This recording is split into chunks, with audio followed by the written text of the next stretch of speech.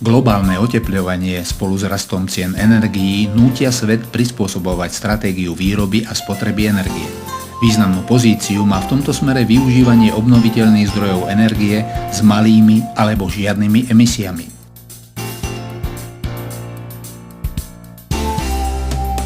Európska únia je lídrom v boji proti klimatickým zmenám, pretože cíti zodpovednosť za životné prostredie pre ďalšie generácie a samozrejme v tomto zmysle vyvíja aj konkrétne snahy. V tzv. Energeticko-klimatickom balíčku boli prijaté konkrétne opatrenia pre jednotlivé členské štáty, ktoré prijali na seba konkrétne záväzky s cieľom znížiť emisie škodlivých plynov CO2 do roku 2020 a samozrejme tá cesta je prostredníctvom obnoviteľných zdrojov energií.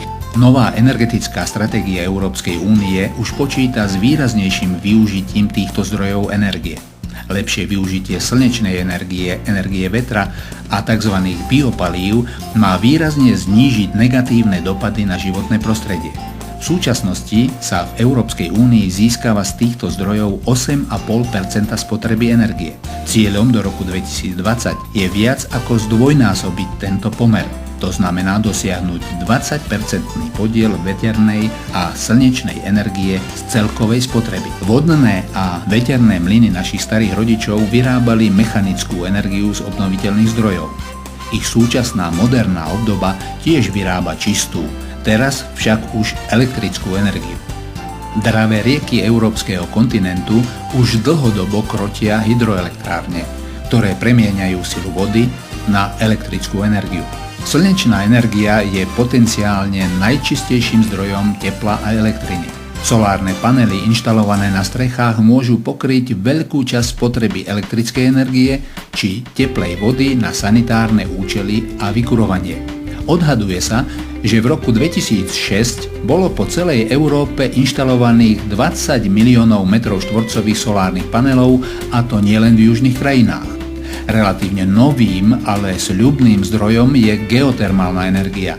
Zachytáva sa špeciálnymi zariadeniami a okrem výhrevu je využívaná aj na výrobu elektriny. O biomase sa hovorí ako o spiacom obrovi, pretože pravdepodobne je to najväčší zdroj obnoviteľnej energie pre našu budúcnosť. Získava sa z rastlinného, živočíšneho alebo mestského odpadu. Z tekutého hnoja alebo iného organického odpadu sa fermentáciou získava bioplyn. Vyčistený môže byť využívaný ako prírodné palivo. Z biomasy sa získavajú tekuté prírodné palivá ako bionafta a bioetanol. Slovensko prijalo podobne ako iné členské štáty Európskej únie na seba konkrétny, naozaj ambiciózny záväzok a to je zvýšiť produkciu energie z alternatívnych zdrojov do roku 2020 na 14% z celkovej spotreby energií. V tomto smere sú na Slovensku značné rezervy, pretože v súčasnosti je podiel z obnoviteľných zdrojov na celkovej spotrebe energií zhruba okolo 4%. Európska únia je pre svet vzorom vo využívaní obnoviteľných zdrojov energie. V tejto oblasti zamestnáva viac ako 350 000 ľudí a ročný obrat v tomto odvetví je 30 miliard eur. Únia naďalej plánuje zostať vo vedení a zaväzuje sa dosiahnuť 20% obnoviteľnej energie z celkovej spotreby. Zo súčasnej globálnej klimatickej situácie jednoznačne vyplýva, že orientácia Európskej únie na obnoviteľné zdroje energií je stratégiou zdravej budúcnosti pre obyvateľov nielen Európy, ale aj celého sveta.